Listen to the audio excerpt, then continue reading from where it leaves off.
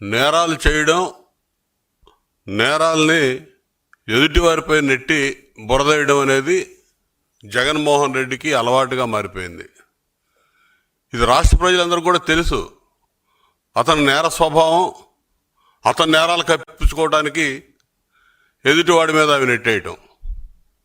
2 రోజుల క్రితం జరిగినటువంటి పొదిలి పర్యటన, జగన్మోహన్ రెడ్డి హెచ్డి బర్లీ పొగాకు రైతుల సమస్య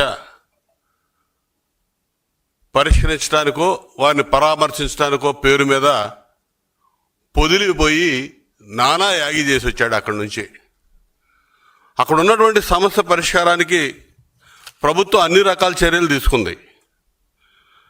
ఈయన మాత్రం రైతుల పరామర్శ పేరు మీద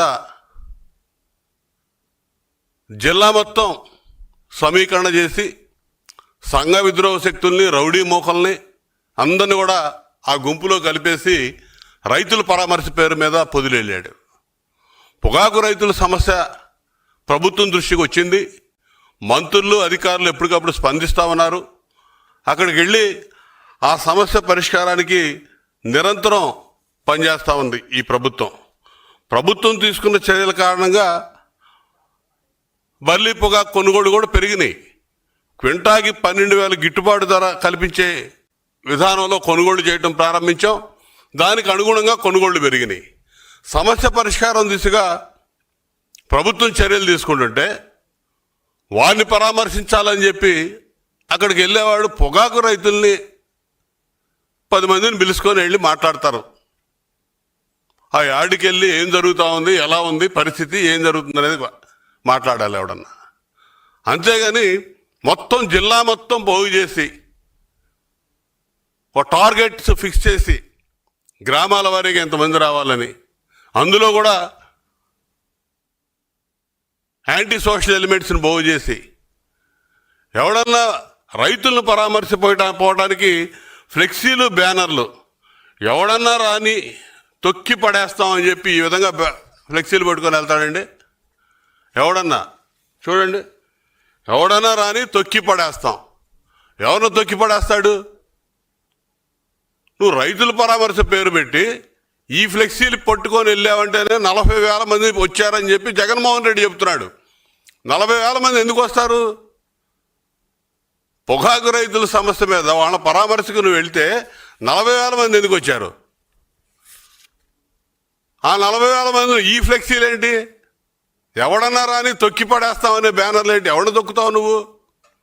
ఏంటి నీ రౌడీజం ఏంటి?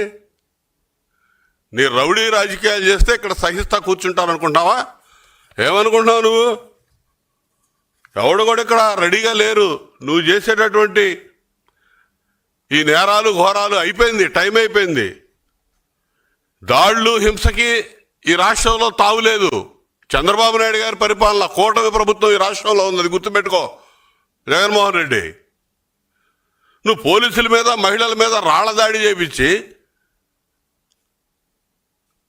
మహిళలు నిరసన తెలియజేయడానికి వచ్చారు, శాంతియుతంగా నీ దృష్టి తీసుకురావడానికి వచ్చారు. వారికి ఉన్నటువంటి ఇబ్బంది, బాధ, వారు పడ్డ క్షోభ నీకు తెలియజెబుదామని నువ్వేం చేసావు?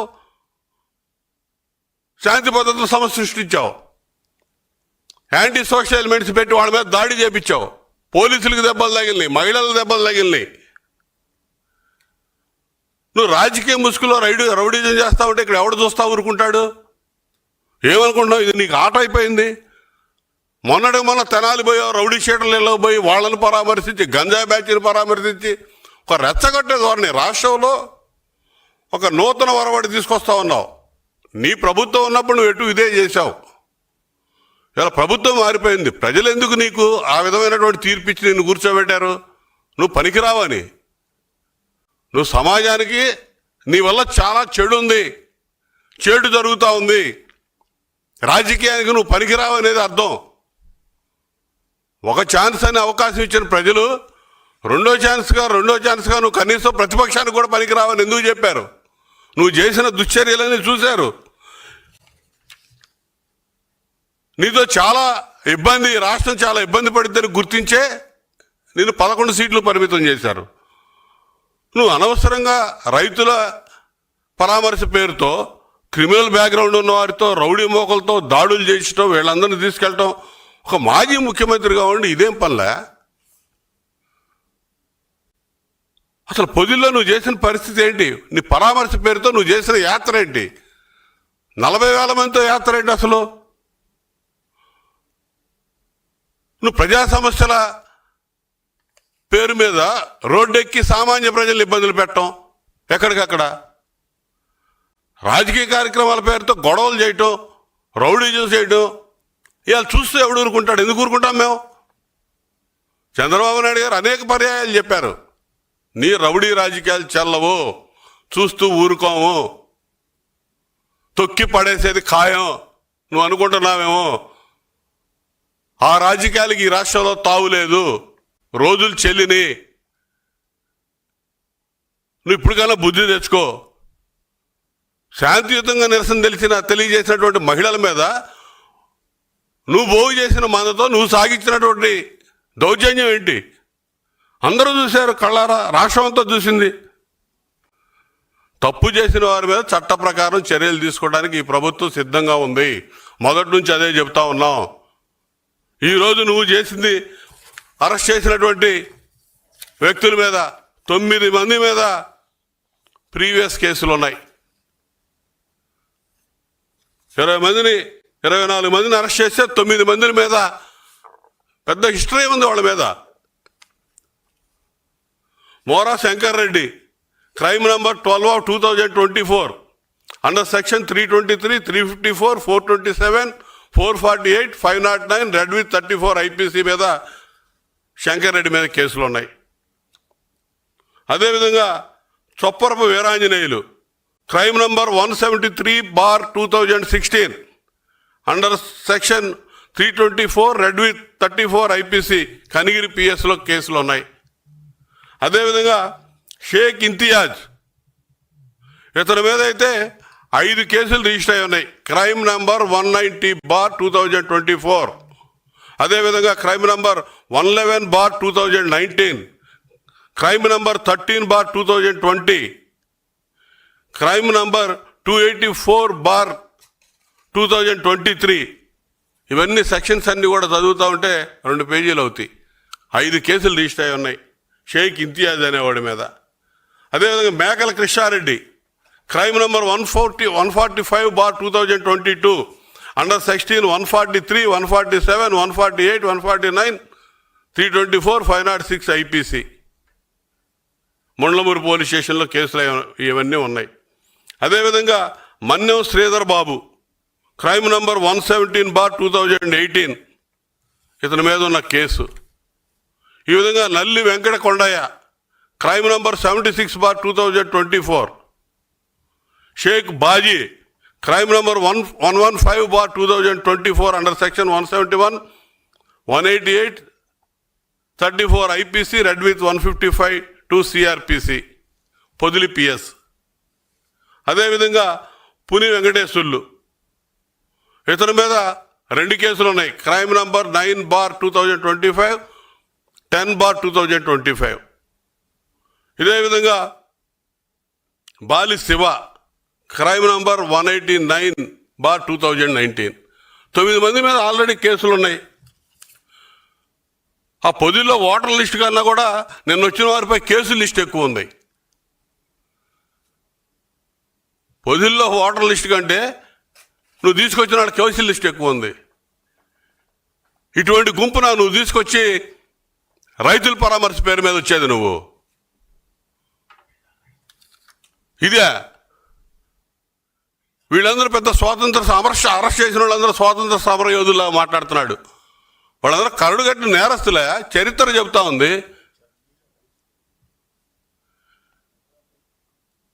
ఇక్కడ రాజారెడ్డి రాజ్యాంగం అమలు చేయాలనుకుంటున్నావు, కుదరదు.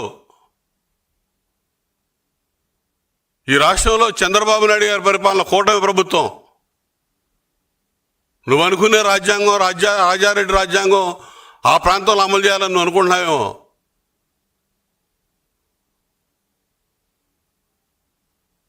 ఇవన్నీ కూడా ప్రజలు అర్థం చేసుకుంటా ఉన్నారు, చూస్తూ ఉన్నారు. పైగా మళ్ళీ నువ్వు ట్విట్టర్లో స్పందించడం దీని మీద సిగ్గు లేకుండా. నువ్వు చేసిన తప్పు. ఎన్ని ఉద్యమాలు చేయాలి 5 సంవత్సరాలు మేము? నీ అరాచక పాలనలో మేము చేసిన ఉద్యమాలు ఎన్ని, ప్రజా ఉద్యమాలు ఎన్ని చేశాం? ఏ రోజు ఈ విధంగా ప్రవర్తించలేం మేము. పొగాకు రైతులు పరామర్శ పేరుతో నువ్వే చెప్తావు 40,000 మంది వచ్చారు. 40,000 మంది అసలు ఏం పని నీకు? నువ్వు పెట్టుకెళ్ళినటువంటి ఈ ఫ్లెక్సీలేంటి, బ్యానర్లేంటి, ఎవడు రెచ్చగొట్టడానికి? రెచ్చిపోతే ఏమైంది? ఎదుటివాడు కూడా, మా కార్యకర్తలు మా నాయకులు కూడా ఇదే విధంగా స్పందిస్తే, ప్రతిస్పందన ఉంటే పరిస్థితి ఏంటి? నీ ఆలోచన ఏంటి? శాంతి భద్రతల సమస్య సృష్టించాలి రాష్ట్రంలో, దాని గురించే కదా. నీ కుటిల రాజకీయాలు, నీ కుటిలమైనటువంటి ఎత్తులు ఈ కూటమి ప్రభుత్వంలో, చంద్రబాబు నాయుడు గారి ప్రభుత్వంలో చెల్లనివ్వో, గుర్తుపెట్టుకో, ఖబర్దార్. పైగా సిగ్గు లేకుండా సమర్థించుకోవడానికి నువ్వు యాక్చువల్గా స్పందిస్తా ఉన్నావు. ఇవన్నీ కాదు, నీతో పని లేదు. రైతు ప్రభుత్వం ఇది. రైతులకి ఏ సమస్య ఉన్నా కూడా ఆ సమస్య పట్ల సానుకూలంగా స్పందించి సమస్య పరిష్కారానికి అన్ని రకాల చర్యలు తీసుకునే ప్రభుత్వం ఈ రాష్ట్రంలో అధికారంలో ఉంది చంద్రబాబు నాయుడు గారి నాయకత్వంలో. పూర్తి అవగాహన ఉంది రైతుల ఇష్యూల మీద, రైతుల సమస్యల మీద. కాబట్టి నీ పరామర్శలు, నీ సలహాలు, సూచనలు మాకేం అవసరం లేదు. నువ్వు నీ రాజారెడ్డి రాజ్యాంగం అమలు చేయాలనే విధానాలను పక్కన పెట్టి శాంతి భద్రతల సమస్యలు తీసుకురావడానికి నువ్వు చేసే కుట్రలు, కుయుక్తులు ఆపకపోతే నిన్ను నమ్మి వచ్చినాడు బలైపోతాడు. నువ్వు ఈ రౌడీ మోకల్ని, ఈ యాంటీ సోషల్ ఎలిమెంట్స్ని నువ్వు పక్కన తీసుకొని వచ్చినంత మాత్రాన దానిలో కొంతమంది అమాయకులు కూడా బలయ్యే ప్రమాదం ఉంది. కాబట్టి నువ్వు ఇప్పుడు కన్నా బుద్ధి తెచ్చుకొని, ఇంకా నువ్వు 4 సంవత్సరాలు, ఇక నీకు 4 సంవత్సరాలు నువ్వు ప్రజా ఉద్యమాలు చేస్తావా? అసలు నువ్వు ప్రజల్లో ఉంటున్నావా? నువ్వు ఈ రాష్ట్రంలో ఉంటున్నావా? ఎక్కడ ఉంటున్నావు?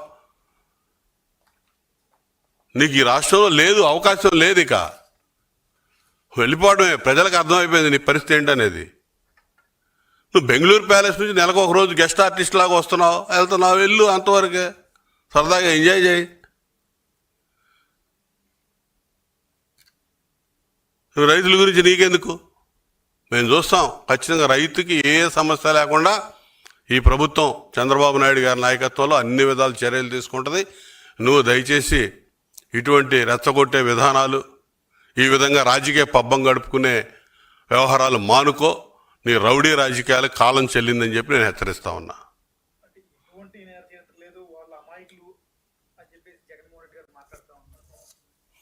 అదే చెప్పాను కదా, 24 మంది అరెస్ట్ చేస్తే 9 మంది మీద కరడు కట్టినటువంటి నేర చరిత్ర స్పష్టంగా కేసు నంబర్లతో సహా మొత్తం చూపించడం జరిగింది.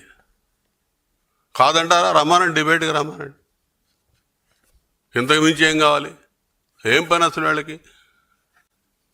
మళ్ళీ పొగాకు గిట్టుబాటు ధర లేదు, రైతులు ఇబ్బంది పడుతున్నారు అనుకుంటే అది ప్రభుత్వం దానికి సంబంధించి అన్ని చర్యలు తీసుకుంది.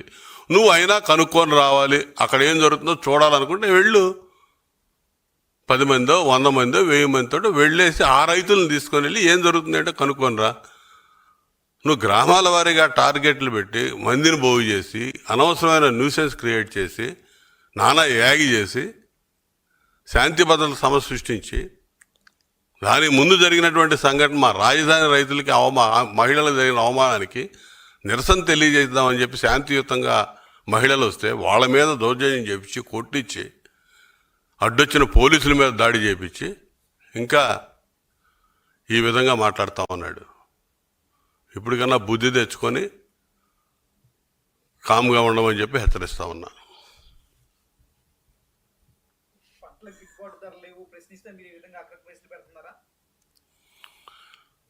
పంటలకు గిట్టుబాటు ధర లేవు అని జగన్మోహన్ రెడ్డి చెప్తే తెలుసుకునే పరిస్థితిలో ఈ ప్రభుత్వం లేదు. ప్రభుత్వానికి పూర్తి అవగాహన ఉంది.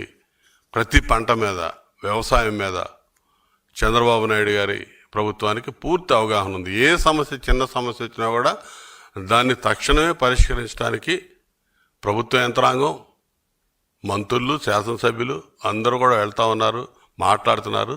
అది ఏ విధంగా సార్ట్అవుట్ చేయాలో ఇమీడియట్గా చర్యలు తీసుకోవడానికి ఈ ప్రభుత్వం ఎప్పుడు సిద్ధంగా ఉంది.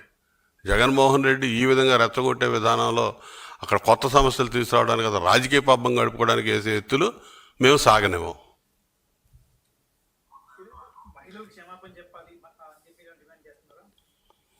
ఖచ్చితంగా చెప్పాలి కదా. ఏమాత్రం ఇంగిత జ్ఞానం ఉన్న వ్యక్తి అయితే మహిళల మీద దాడి చేసి అసలుకే అవమానించున్నాడు.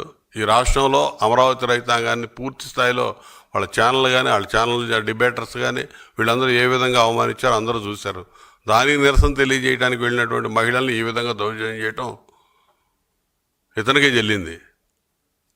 ఖచ్చితంగా చెప్పి తీరాలి ఏదో ఒక రోజు, లేకపోతే దానికి మూల్యం చెల్లించుకున్నాడు ఆల్రెడీ.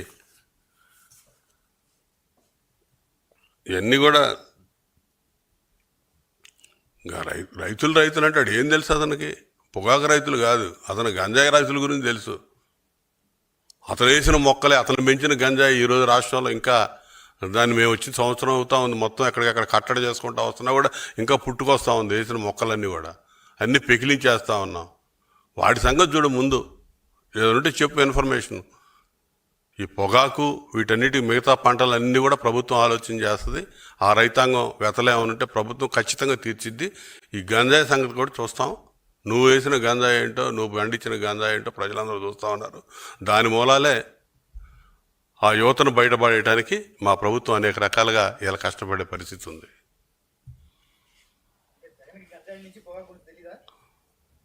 గంజాయి గురించి తెలుసు, పొగాకు గురించి తెలియదు. గంజాయిని ఆ విధంగా ప్రోత్సహించి యువతరం జీవితాలతో ఆటలాడుకున్నాడు 5 ఏళ్ళు.